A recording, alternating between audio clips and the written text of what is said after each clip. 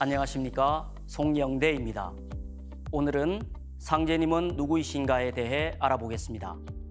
인류는 고대로부터 하느님을 찾아왔고 각 민족마다 문화권마다 각기 다른 언어로 하느님을 불러왔습니다.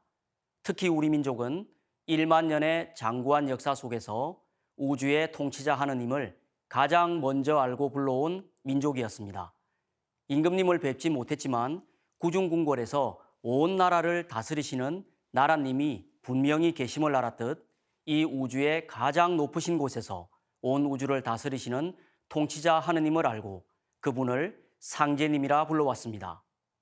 상제란 윗상자 하느님 제자로 천상의 지존 무상하신 우주의 통치자 하느님이란 뜻입니다. 제자를 흔히들 임금님 제로 알고 있으나 본래는 하느님 제자입니다. 우리 역사 문화를 살펴보면 상제님을 모시는 문화가 있는데 대표적인 사례가 천제 문화입니다. 강화도 마리산에 제천단으로 참성단이 있습니다. 약 4300년 전에 단군 왕검께서 상제님께 천제를 올리신 곳인데 오늘날에도 국가의 큰 행사가 있을 때 이곳에서 성화를 체화합니다.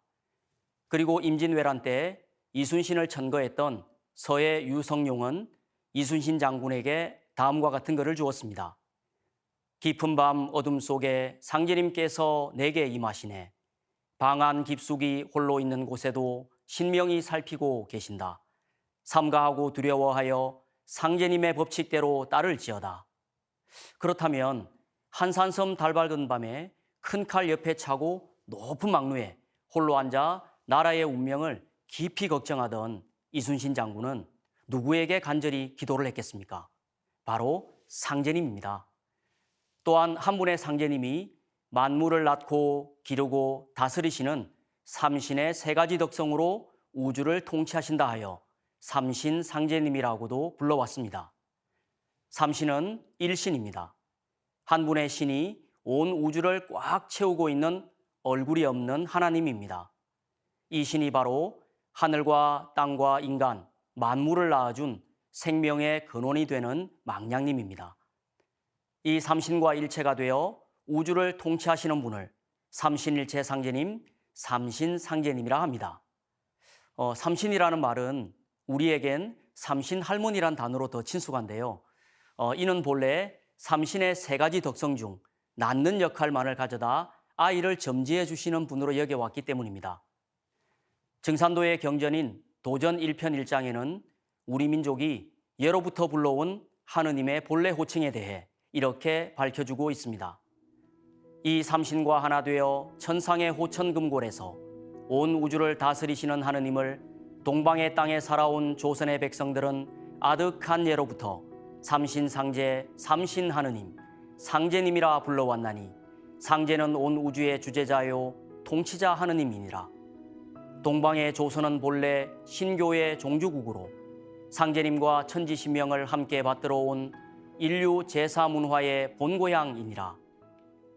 신교란 하늘에 계신 상제님으로부터 직접 가르침을 받고 상제님을 모셔온 인류의 원형문화입니다.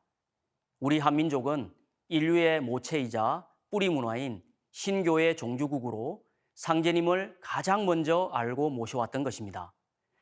나라의 통치자들은 제천단을 높이 쌓고 하늘에 계신 상제님께 천제를 지내왔고 백성들은 장독대 위나 부엌의 정갈한 곳에 청수를 모시고 상제님께 비는 신교 신앙을 해왔습니다.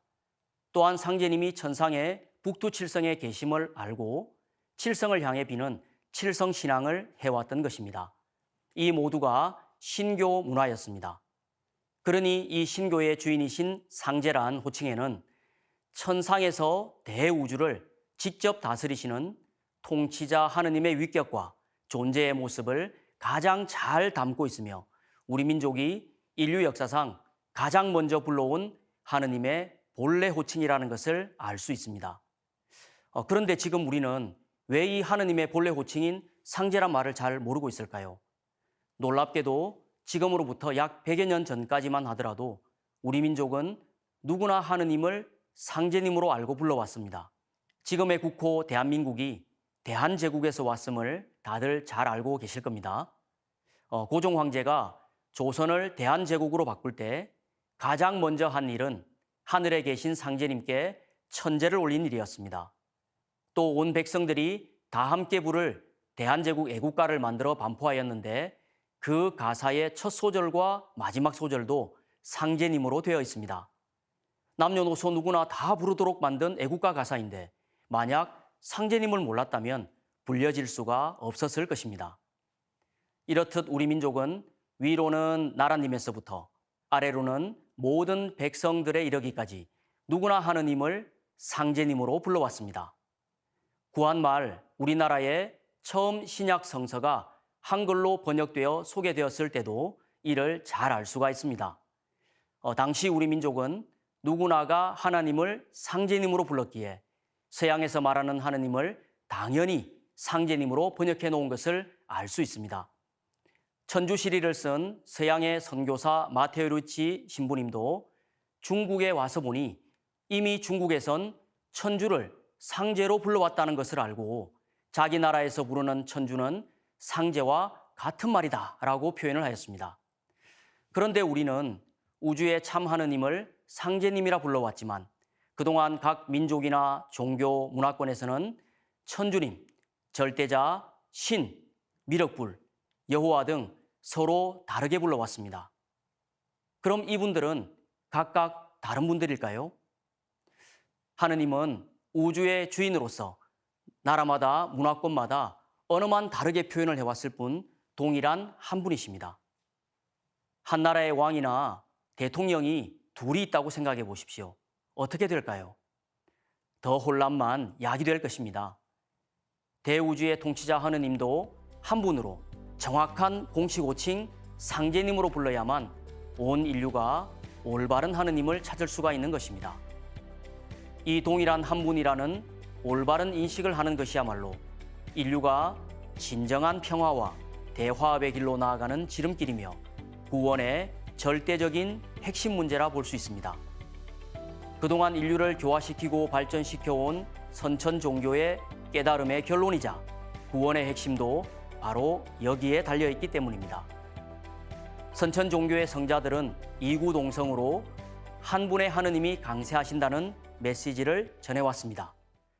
불교의 석가 부처님은 장차 말법의 시대가 오면 통일의 하늘에 계신 미륵 부처님이 인간으로 오신다고 하였고, 기독교의 예수 성자는 나를 보내신 아버지 하나님이 직접 오신다고 하였습니다. 또 유교의 공자는 주역의 원리로 우리나라를 간방으로 보았는데 상제님이 동방 땅으로 오시고 간방인 한국에서 모든 성인의 말씀이 이루어진다고 하였습니다. 여기에 대해 증산도 도전에서 상제님은 이렇게 말씀을 해주셨습니다. 예수를 믿는 사람은 예수의 재림을 기다리고, 불교도는 미륵의 출세를 기다리고, 동학신도는 최승훈의 갱생을 기다리나니 누구든지 한 사람만 오면 각기 저의 스승이라 하여 따르리라. 예수가 재림한다 하나 곧 나를 두고 한 말이니라. 공자 석가 예수는 내가 쓰기 위해 내려보냈느니라. 이 말씀은 공자 석가 예수를 보내신 분은 여러 사람이 아니라 동일한 한 분의 하느님이신 상제님이시며, 선천의 성자들은 자신들을 내려보내신 상제님이 이제 우주의 가을철을 맞아 인간 세상에 직접 오신다는 것을 알렸다는 것입니다. 다음 시간에는 마침내 인간으로 오신 하느님, 증산 상제님에 대해 알아보겠습니다.